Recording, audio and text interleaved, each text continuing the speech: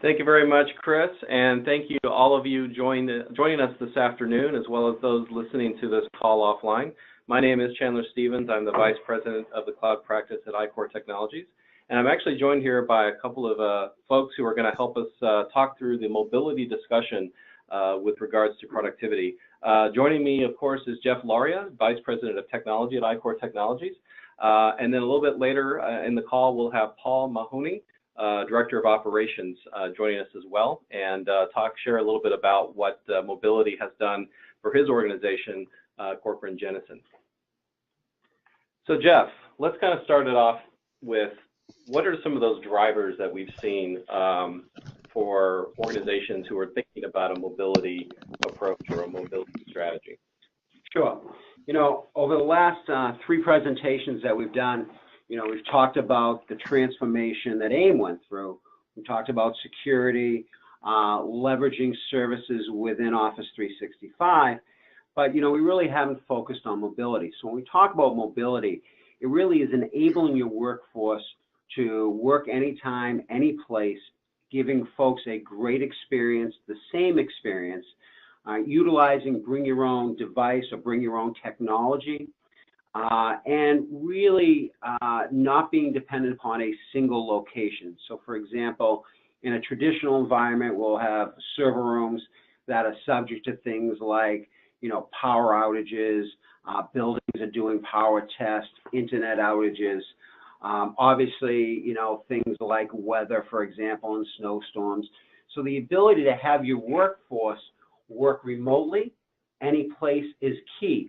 One of the things, or one of the challenges that a lot of companies face, is they have all these devices either in remote locations, in employees' hands. Employees are getting information, they're consuming information. The ability to control that is key. The ability to understand insight into what's going on with these devices, and also protecting the data. We touched upon this last week in our cyber, when we talked about cybersecurity. The ability to understand, control that data is key. So I think the drivers are really twofold. One, to make people, to give people access to data anywhere, anytime, and not be dependent upon a location. And second, from an organization point of view, to control the data, to control access, and to see who's using what.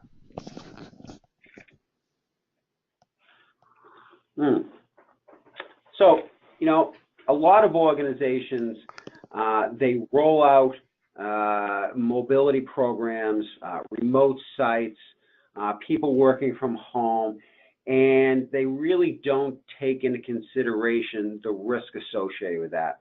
They, you know, their goal is to enable people to work, and they've not thought through the process. So some of the things, you know, that we run into, and some of the things that we need to protect against, you know, are the unsecured networks, for example, are the cyber, you know, cafes, or the Starbucks, or the Dunkin' Donuts, whatever the case may be, going on an unsecured network to get information. So that's one of the things that we need to look at. Now, end users, we can educate them, but we also want to put systems in place that protect against snooping, loss and theft. You know, laptops, mobile devices, cell phones, they're stolen, they're left in vehicles, you leave them on a table, those devices are stolen. What happens when they're stolen? What happens when they're out of your control? They have your company's data. The data may be confidential, the data just may be a spreadsheet about financials, but they have your data.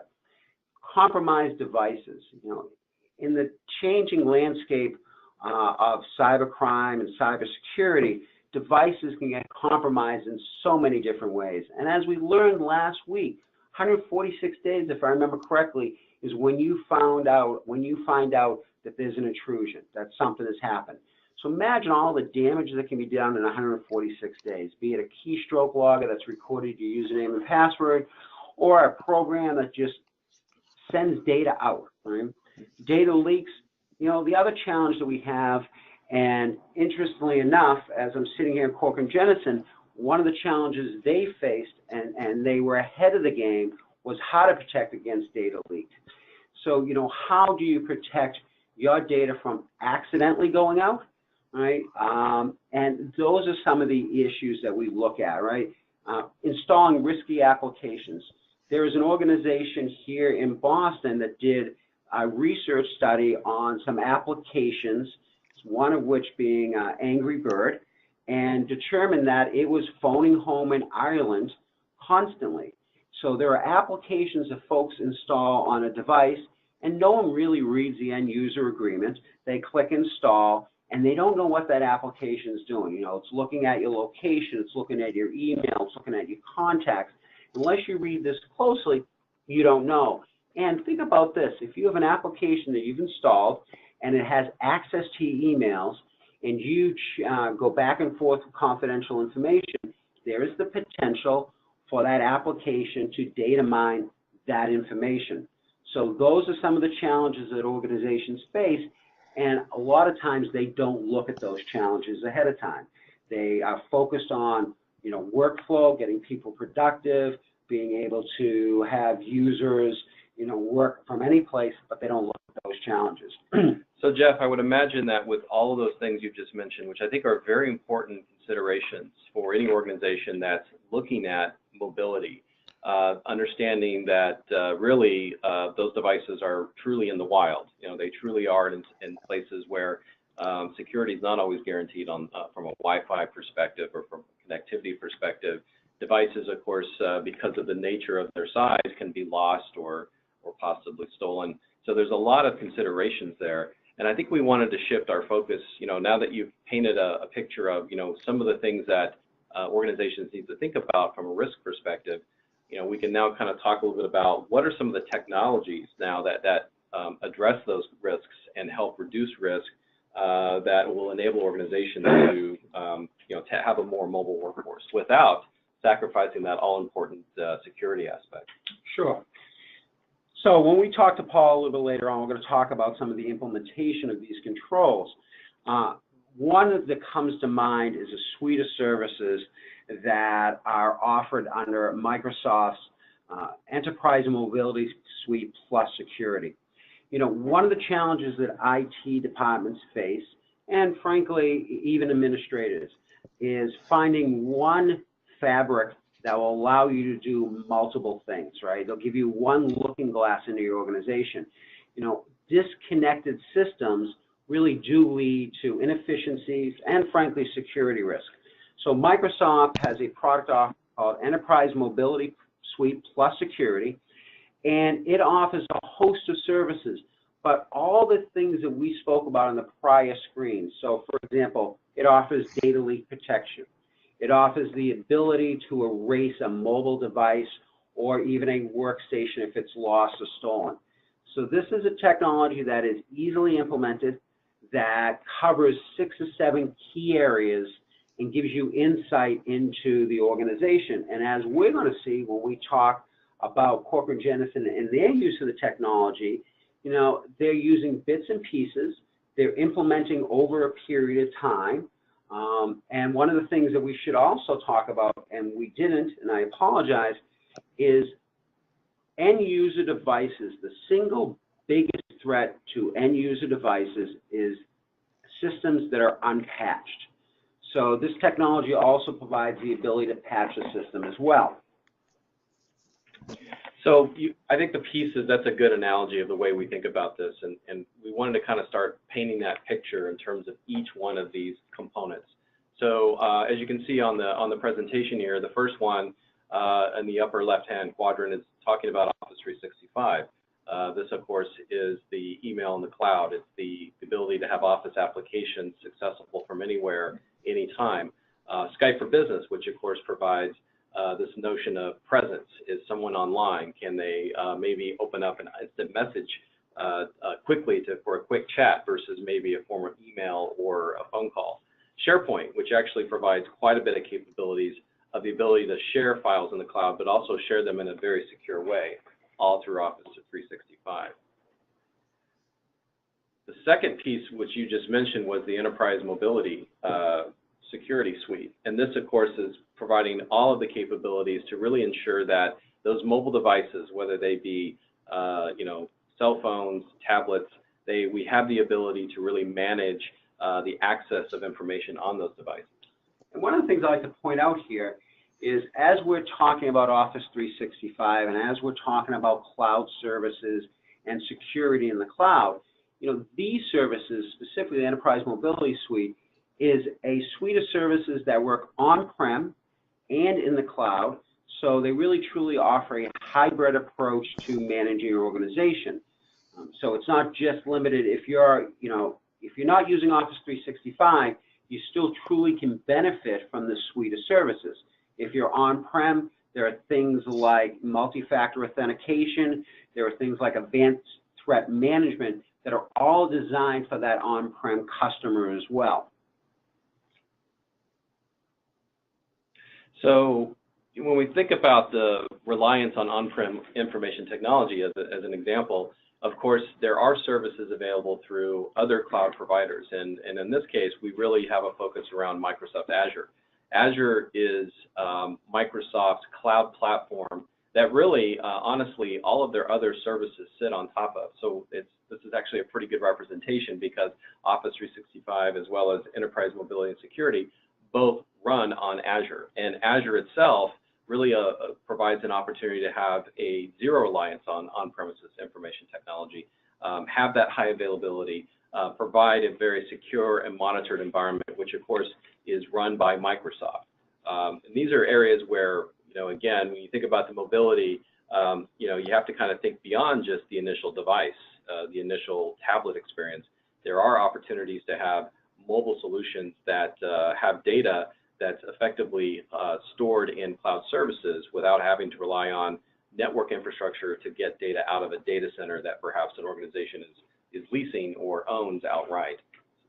Yeah, no, that's actually a very good point. As technology is moving forward, the on-premise model is really becoming that legacy model. If you're a new business today starting up, more than likely you would not have an on-prem infrastructure.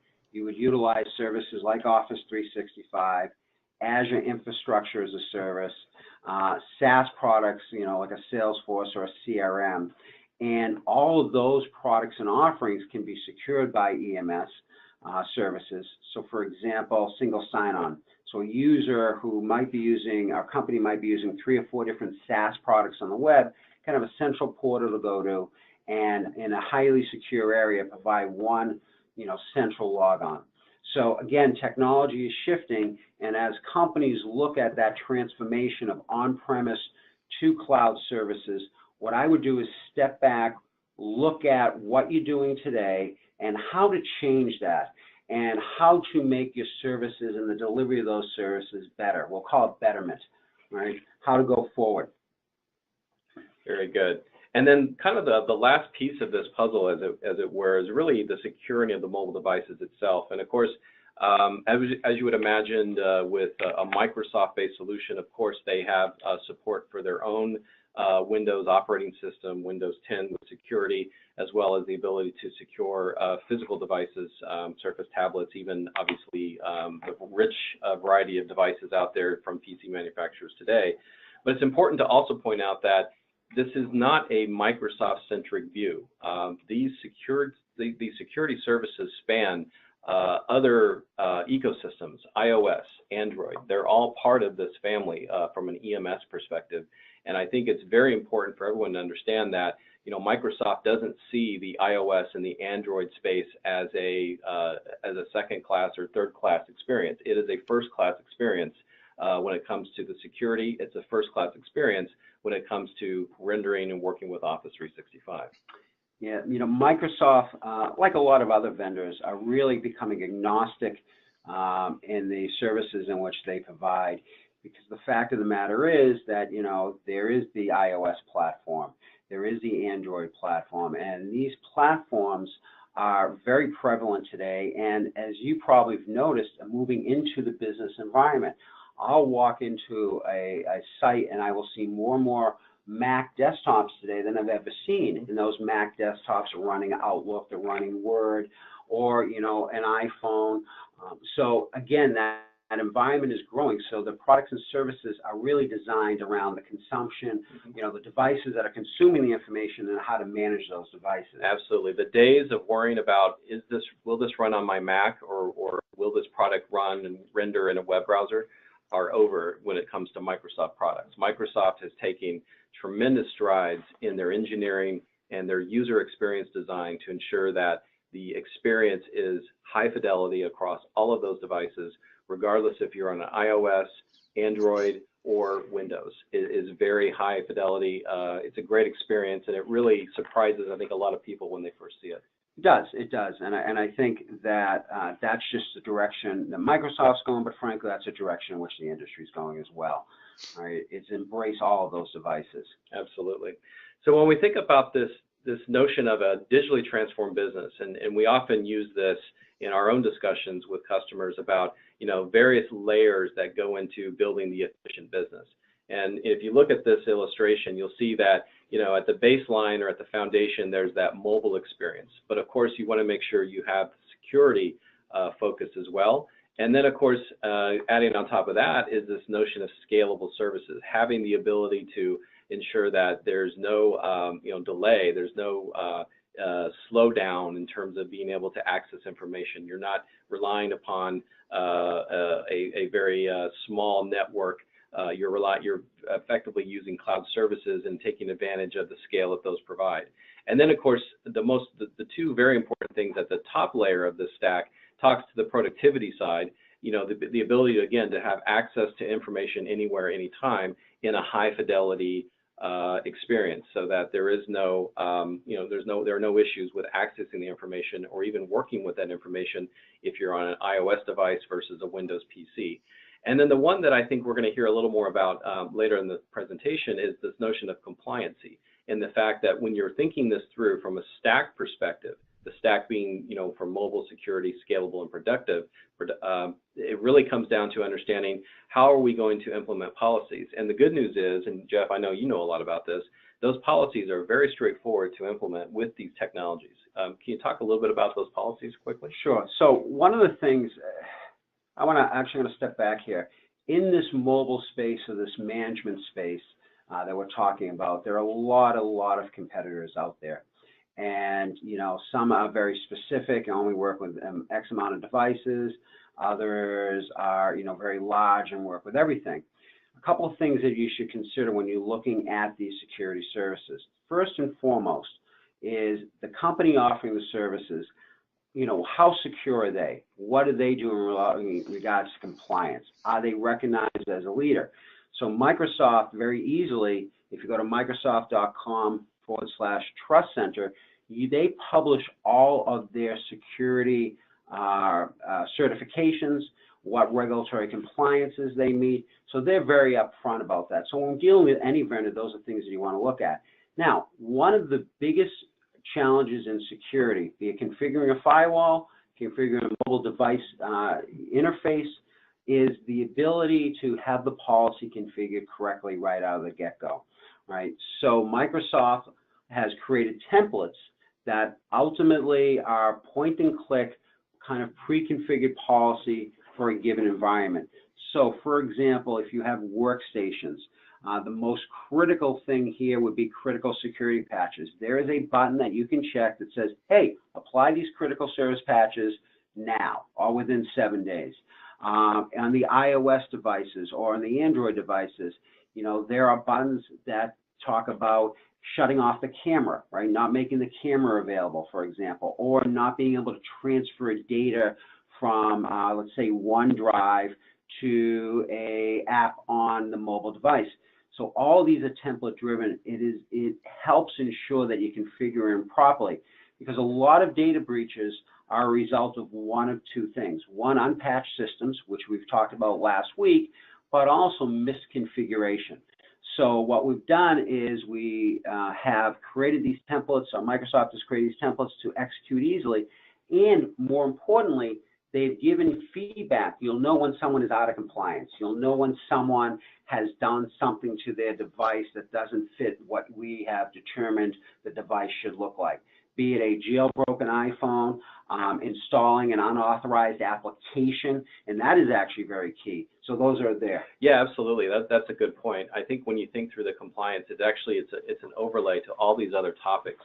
And at the end of the day, it's, again, with the notion of risk that comes with a mobility solution, knowing that if a device is lost or if a device has been compromised in any way, with a click of a button, you can effectively render that device useless. Right, and here's one of the challenges you face, especially in a bring your own technology or bring your own device.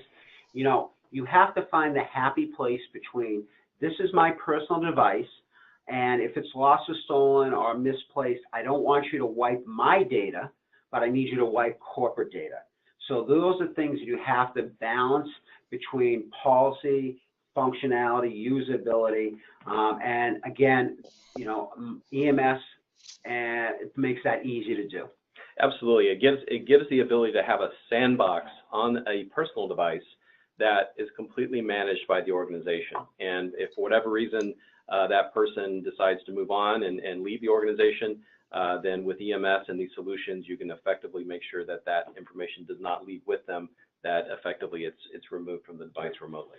Yeah, be it a unexpected departure, or even a planned departure. Right. The ability to recall your information is key, not just on mobile devices, on laptops, on workstations. So those folks that work at home that have their own device, sit at their own desk, who is accessing your information, when there is a separation, how can you be assured you're getting the information back? That's a very good point. Mobility doesn't mean cell phone. It's not exclusive. It does mean laptops and other devices that potentially have been given over by the organization, or perhaps, to your point, a BY, bring your own technology type solution, where maybe you have a freelance contractor who is doing work for the organization. You want to provide them access to the tools and resources for them to interface with or integrate with the organization as a whole. But then when that contract's over, then obviously it's time to sever that cord. And so these solutions provide that ability to do that as well.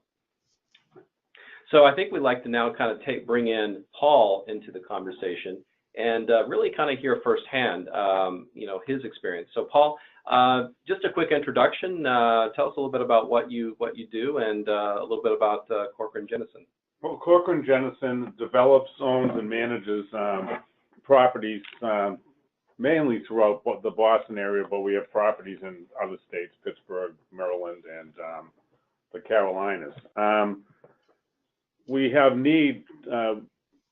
remote needs. We have over 40 to 50 different locations, to include properties, regional offices, and the like. We also have people that travel. And from an Office 365 standpoint, I personally, for the first 3 years at this company, traveled extensively. I was in charge of all properties outside the state. And the ability to, I was always in hotels, and at night getting on through our, I think it was RAS, however we access, and actually was not involved in the technology end. I was given the position of the director of operations, which included IT, risk management, etc., and met Jeff and his team. And they kept, this Office 365 was something that was just a theme of every monthly IT meeting we had, for a lot of reasons. We finally got on board,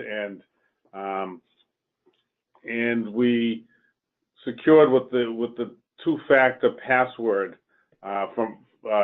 in order to access our servers remotely instead of through the unsecured method we were using before. It just actually made it easier to access the database. It was, I'm not an IT guy, so I really take, I know that it's more secure. And just from an internal standpoint, it actually got us to review our permissions, which extended beyond this, but we actually saw people had access that shouldn't have access, and we were able to tighten up internally our security outside of just what Office 365 offered us for that. And that's actually a very good point. And earlier, Paul and I were talking about the implementation of multi-factor authentication, and this is an on-prem. They're using it to come over the internet to actually use some on-prem resources. And when you deploy multi-factor, it really was a great opportunity to go back and look at who has access. You know, again, what happens over time is people creep in, people get access, you know, one-time access is not taken away, or, you know, it just grows. And deploying this technology was a great way of actually looking at the organization in a whole and really figuring out who is doing what. We also talked about, you know, since this is a suite of services, Paul, we also talked about Intune, which is the ability that's little agents that are installed on each machine, that giving the ability to see what's going on with the machine, inventory of the machine, but more importantly, to patch the machine. Because one of the challenges, if I remember correctly, was we have these 50 sites where how do you manage that equipment? So, you know, has that been helpful? Have you seen kind of less problems now since it's a proactive approach to patching and management? Absolutely. I think, again, I'm taking the word of ICOR that it's a more secure way to do things, or in a more efficient way. But from our standpoint, you know, even in our corporate office of about 45 to 50 people, 20% of them are executives and or owners. And it just was more practical from our standpoint to be able to update and get their equipment the upgraded security from the push technology than it was to kind of find out when they're going to be in the office, where they're going to be, you know, how are we going to interrupt their day to put this stuff on their computer. So, you know, again, from a security standpoint, it's great. And again, I trust that it's very secure and that's the way to go. But even just from a operation standpoint, from a user standpoint, it just made it a lot more efficient and easier to schedule, or you don't even have to schedule it, easier to get the technology, not only security technology, just upgrades and anything to people that are pretty inaccessible at times. You know, one of the challenges I think a lot of companies face that have remote offices, and earlier you got, you know, 50 different sites, is, you know, IT is housed in this building here, and a lot of times the remote users feel kind of out on a little bit of an island. And I think using these tools, making sure they're updated and patching, and one of the things you may not even be aware of is the ability to use this tool to actually push out not only Windows updates, but even new software. So we now have, you know, an efficiency here where you don't need to go visit those sites, where you can get information out to them through using Intune, which is part of that EMS suite. You know, one of the things that, you know, we've talked a lot about kind of the mobility piece, and, you know, over the last three or four presentations, how people are using something. You know, one of the things that I think, to CJ's credit, was they looked at the technology 3 or 4 years ago, looked at what they were doing, and tried to figure out a better way to leverage the stack of services. You know, with Enterprise Mobility Suite, Office 365, you know, adoption doesn't happen overnight. You do it in little bits and pieces. What we were talking about earlier today was your plan next year in 2018 to do a couple of different things, and one being kind of securing those mobile devices, to making those more secure as well. Tell me, you know, one of the things that I think we realized here was leveraging the platform, and one of the things that I think that, you know, CJ has done very uniquely is when we talk about SharePoint, we talk about storing files. One of the things they recognize is they have a whole HR process that really deals with information that's confidential information. And to prevent data leak, they've leveraged SharePoint with workflows and data retention and process to automate kind of the onboard hiring process, which I think is a great use of technology. It is, you know, backed in with multi-factor as well, so you just can't get on. So it's really leveraging all those tools. You know, do you feel that we're more efficient as an organization today than we were 4 or 5 years ago because of these tools? Oh, absolutely. I'd say definitely more today than even 24 months ago.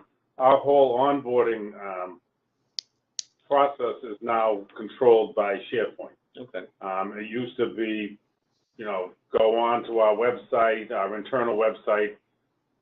Not even, we went from printing out the forms and filling them out and uploading them to filling them out online, and now it's not only filling them out online, but storing them. I don't understand the process. I just know our HR area, which does report to me, is also very pleased with the new process that we have. Yeah, there's a lot of goodness in that because, again, with the Office 365 and the mobility experience and having that automation built in, that automation can extend into a mobile experience as well. It's not just you have to be in the office to take advantage of that. So SharePoint really kind of breaks down those barriers and allows you to have that onboarding occur, anywhere for that matter. Yeah, and give the end user, it's right about the end user experience. Right. So, what they're seeing on their iPad or their Surface device or their workstation, is universal, right? Mm-hmm. They see the same thing on their phone, across the board, the buttons are in the same area, it scales. Yeah, you don't have to be locked down at your PC at your desk to make sure that workflow goes through. The people who are involved in that workflow can use an iPhone to effectively review and process that without having to actually, log into their Windows PC. And as you think about it, especially, for people in the field, the ability to maybe take a picture of something and attach it to that form, right from that mobile device, I think is key. So one of the things that we've talked about here in this kind of transition is, we have about 6 bullet points that we really highlight here. And, it sounds like that by going Office 365, one is, you become a little bit more agile. You're not relying upon this organization. I remember, when we would lose power here, and, for whatever reason, lose power, buildings being tested, and literally you're down for a day or a day and a half. Does that happen anymore from a perspective of getting email and communication? Have you seen any sort of, downtime on the platform that's affected business? I'm not as familiar with that. Fortunately, we have not had a lot of power outages. Yeah. We have at certain sites, and I just know that the reaction time or the time to get them back up and running or the downtime is, I don't know about it because it doesn't happen. So it doesn't reach your desk. It doesn't reach my desk, and someone will say, "Hey, geez, did you hear Queen Anne's went up?" And I'm like, "No." Yeah. So I'm glad I didn't. Didn't reach your desk so those folks now, obviously have the ability to grab their handheld, to grab their device, and continue working, outside of that building and not dependent upon the wires within the building. Yeah, that kind of goes to the second point here on the slide that talks about this notion of a mobile, efficient employee experience from any location. As long as they have access to the internet, whether that be through Wi-Fi or even through their cellular connection, they can still work. They can still move things forward. It's not a stop that I have to go and, again, log into my laptop and make sure I'm near a Starbucks or something for Wi-Fi. I can do it directly on my device. And the other challenge, I think, for a lot of organizations is how to, and this actually goes to an earlier conversation, is, how to get file shares, right? How to get data effectively out to an organization and to the remote sites. There's that traditional VPN, but we know that over a traditional VPN, if you have 100 megs and you're opening up a 100 meg file, it's gonna be a very bad experience, right? You have where you can remote in using, let's say, terminal services or Citrix. The challenge with that is the end user experience is a little bit different. They sometimes have a challenge between navigating desktops. What's my actual desktop, where my work is going. So I know, let's talk a little bit on the horizon here. I know that in a few months, we're looking at taking the existing file shares and moving them to the Azure platform to really provide access anywhere. I mean, does that help drive your organization, being able to grab those files anywhere, anytime? Is that something that really is on the roadmap that will help grow and make folks in these remote sites more productive?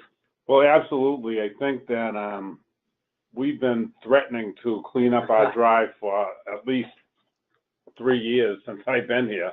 We have files, as I think a lot of companies that have been around a while, from 1998, even as long ago as you could store them. We have so many files that should not be able to be accessed by certain employees and so forth and so on. And just the cutoff, we're researching things for refinances and everything else. We're researching things from 2008. So we were trying to struggle with a cutoff time. We dragged our feet long enough that now we're told that in 3 or 4 months, Azure will be around, and it solves that part of our cleanup problem. Now we can focus on who has access and who doesn't. So not only from a security standpoint, again, from an operational practicality standpoint, we don't have to go through this huge exercise of cleaning up our drives, archiving, who has access to the archives, who are they going to go to get old documents in the archives. Now it's just going to be automatically archived. And the problem we have, even with SharePoint, which, baby steps, SharePoint will then really control from what I understand, our permissions better than it is. We're still going to do our permissions, but further down the road, after we do Azure and all that, we're putting in SharePoint in our budget next year, and we hope to actually take advantage of the further security that SharePoint can give us. Here's a perfect example of an organization. And when we started earlier in this series, the first organization we spoke about was Associated Industries of Massachusetts and their digital transformation. And they transformed their organization based on Office 365 and those services, meaning using obviously email, Skype for Business, and SharePoint for their files and shares. Here's an organization that will transform their business using obviously Office 365 for email, looking at Skype, which is kind of universal for the communication piece, using SharePoint for workflow and automation, but not necessarily for managing and storing files, but bringing Azure in. So leveraging kind of all of the parts, as if we go back to a couple of screens before, all the pieces to kind of come up with a whole solution. And that also includes backup and recovery, right? So now, backup and recovery is managed as well. And ultimately, all the employees will get that same experience where, at some point in time, the folks in the headquarters maybe got a better IT experience than the remote folks, and now they'll all have the same exact experience, which I think is really, really key. It's really that productivity, it's giving access to information and making sure the end user experience is universal. Yeah, and I like the bottom bullet on the slide that talks about that productivity without compromising the security. Having the compliance, the policy, and still having that productivity capability, I think that's a critical discussion that every organization really needs to understand when looking at these technologies. It is. When you make your journey to the cloud, it is very easy to kind of lift and shift, but you really need to take that opportunity, and it's a great opportunity to look at your organization, look at your security. So as Paul indicated, when they implemented multi-factor authentication, they stepped back and said, wow, you know what, we really don't need 100 people accessing, and I paraphrase, we only maybe need 20 people accessing.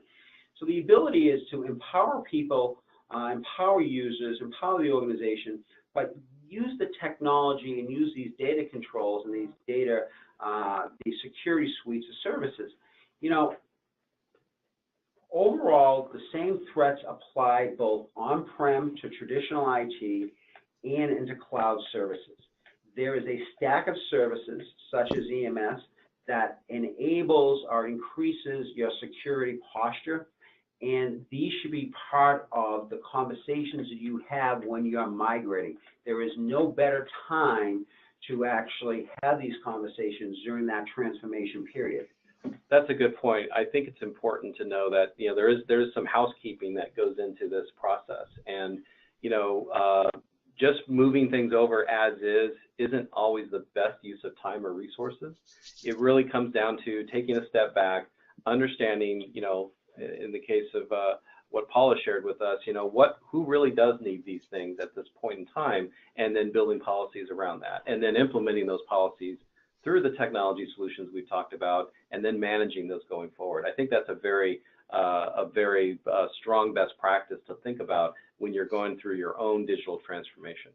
Yeah, I think, you know, one of the things that we've always done is kind of assess the readiness of the organization to move, right? You know, where we stand. And you sit back and you look at, you know, not every organization is the same. And you kind of look at the technologies and how they apply to that given organization and the security pieces as well. Yeah, so I think we've been talking about these key takeaways. We got ahead of ourselves a bit, but yeah, I mean, again, you know, organizations do not have to sacrifice data security for this mobility. You know, it can really work in hand. And as we mentioned before, mobility can be achieved in carefully planned stages. You know, it's very much a process of how quickly an organization would like to go. And the good news is, with the technologies involved, it's not an all or nothing proposition. It can very much be a staged conversation and taking the right steps at the right time to ensure that the policies are being followed, as well as productivity is enabled. Again, and you know, Cindy on our first presentation made a comment that it wasn't about, you know, how fast they could get executed. It was more about the quality, the user experience. She'd rather take time to execute and have a good overall experience than to quickly deploy. So that goes to the planning stage and the bits and pieces stage, you know, phase 1, phase 2, phase 3, and execution. So, you know, oftentimes we get asked this question, it's actually back to us, you know, what does a digital transformation look like, and how does one get started on that journey? So I think, you know, to get started on the journey, you really need to kind of assess your environment. You need to look at how you operate today, how infrastructure operates today, and really just don't pick up and move, but, you know, redevelop or transform. Understand that the way you did business and the way you used IT services yesterday may not be the most efficient and effective way to use it tomorrow. So when you do this transformation, when you start looking at your migration, your journey to the cloud, what you need to do is look at how you operate today. So you start with that assessment process of readiness. You go in, you figure out, you know, what you can move, how you can move, and look at all of the cloud service offerings. Look at software as a service.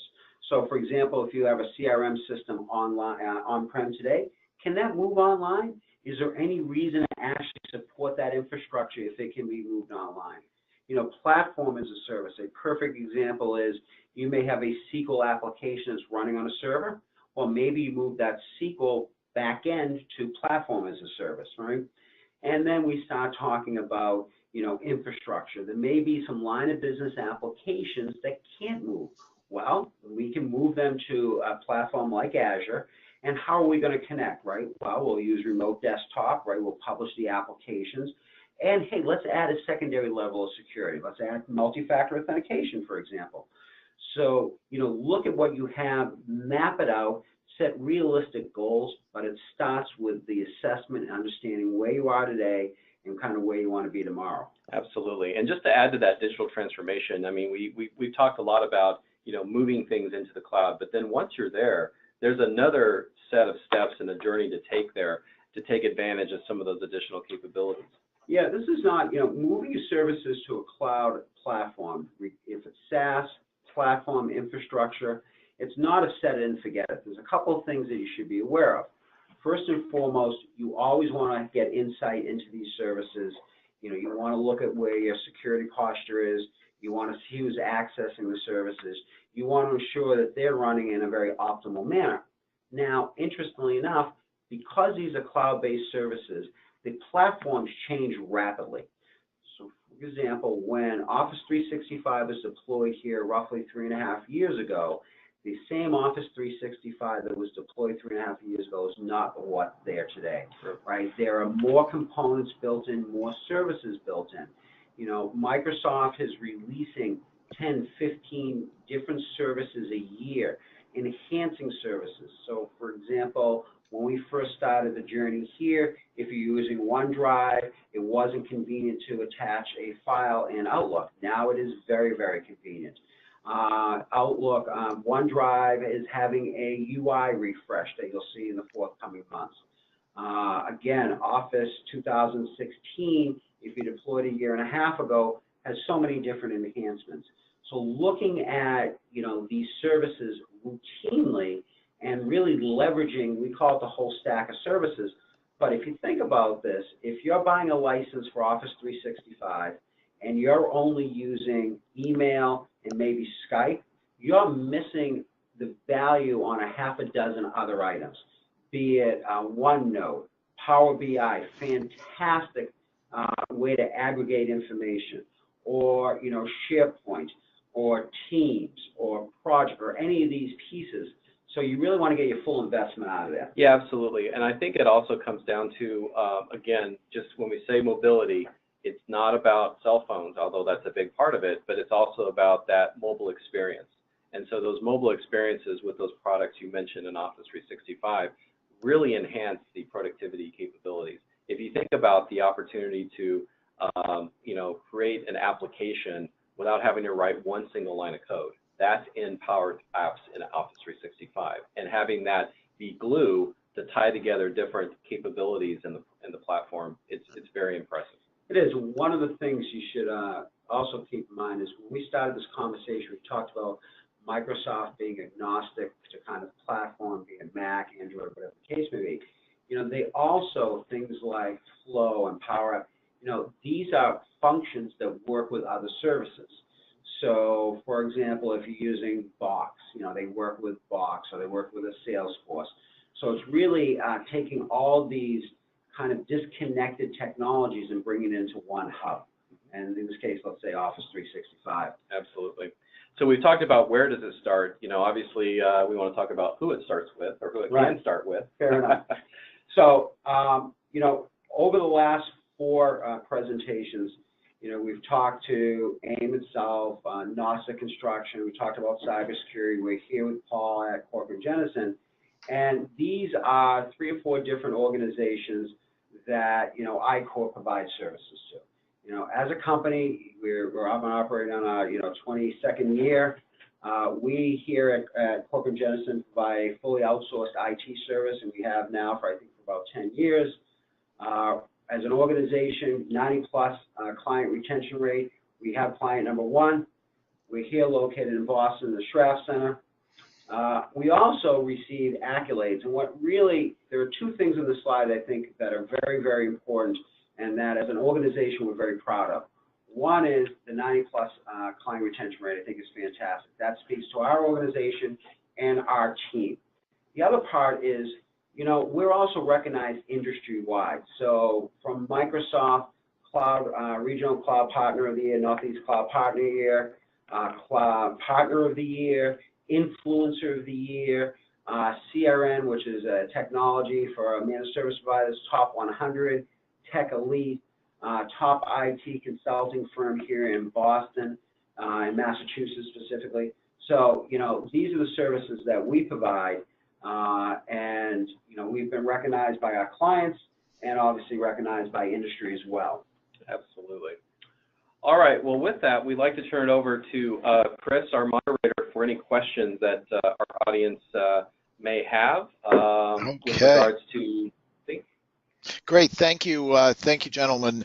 I have a question. As the lines continue to blur between corporate devices and bring your own devices, what's the role of employees themselves beyond the technology? And maybe Paul could talk a little bit about the role of training so that employees are aware of the new issues that they're confronting with this kind of mix of devices.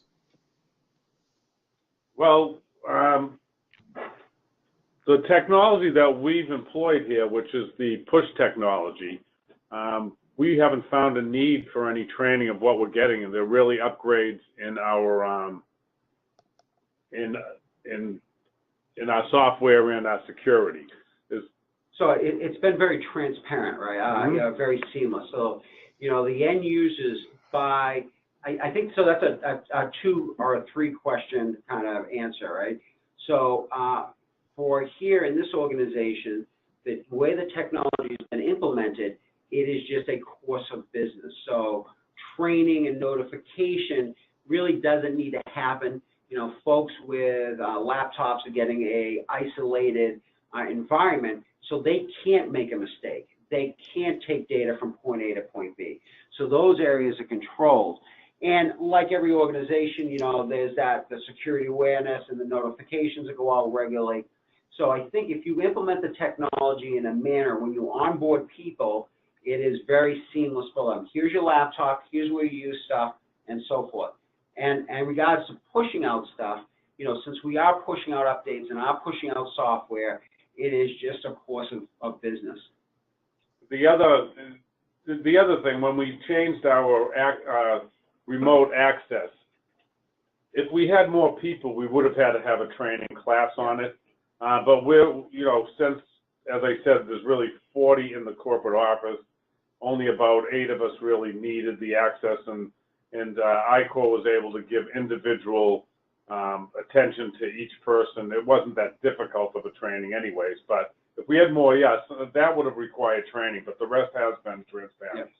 And I'll also add, just on the engineering side, on the Microsoft stack, specifically for Office 365, if you've used their applications over the last couple of years, you may have noticed that it's very different than, say, a Microsoft application you may have used like in the early 2000s, because they really are focusing now on this kind of new user experience that is more about guiding the user through a scenario versus just putting a blank screen up and letting the users kind of figure it out. So there's definitely a lot of innovation going on the engineering and the software user experience side to address that as well. Great, thank you. Another question for Paul. At one point, you said, and I think the quote was, "I'm not an IT guy," and I think a lot of people on the webinar probably fall into that same category. Explain how you got through it as someone who's not an IT guy. Well, the main point was really, I don't want to plug ICOR too much, but was trusting ICOR. To the you know, that they would explain. We meet monthly. They also send a senior person over to us. If you have it in-house, your senior person is available. And I just listen until I get it. Sometimes it takes several months because I'm not an IT guy, and I don't access them all the time. I could, but I just choose not to. And over time, I just get it. It's we were very. I'll give you an example. I finally got the remote access through Office 365, and we were going to compromise the whole thing because 2 of the original owners who accessed this from afar, we thought they weren't going to go through they're comfortable with how they do it today, you know. And when I finally got it, instead of just saying, okay, this is fine, and forcing the whole organization to do it, when I finally understood it, I talked to those owners, and our fear was quelled because they accepted it, because another senior person in the organization actually got it. So I just really, through osmosis, it takes time, but I finally get it. I also think, you know, getting a trusted technology partner is key. You know, these are, and I think I might have made reference to this in one of, when we talked about AIM initially in the first presentation. You know, you can take this journey on your own, hit a lot of roadblocks, really lose confidence. Your users lose confidence because it's not working the way it's supposed to be. Or, you know, you engage with a trusted advisor, a managed service advisor who has done this journey, who specializes in this. So in this particular case, you know, we are the trusted advisor for here at Corcoran Jennison, and we provide that technology insight that helps guide them. We work together hand in hand to meet business needs, technology needs, and to look out, you know, down the road. Yeah, I would summarize it as partnership and, to some extent, champions or evangelism around these technologies. And those two things coming together, I think, that's a very strong, powerful way to provide, you know, bring these new capabilities into any organization. Great. Well, gentlemen, Paul, Jeff, and Chandler, I'd like to thank you very much for the presentation today. I'd like to thank everyone who has joined us today. You'll see on the screen on this last slide the contact information for Jeff and Chandler. So if you need to contact them directly, please do so. I'll remind you once again that we will send to everyone on this webinar both the presentation slide deck and a recording of today's webinar. So again, if you wish to share it either inside or outside your company, we'd encourage you to do so. So again, to our presenters, thank you. To everyone else, have a great day. Thank you.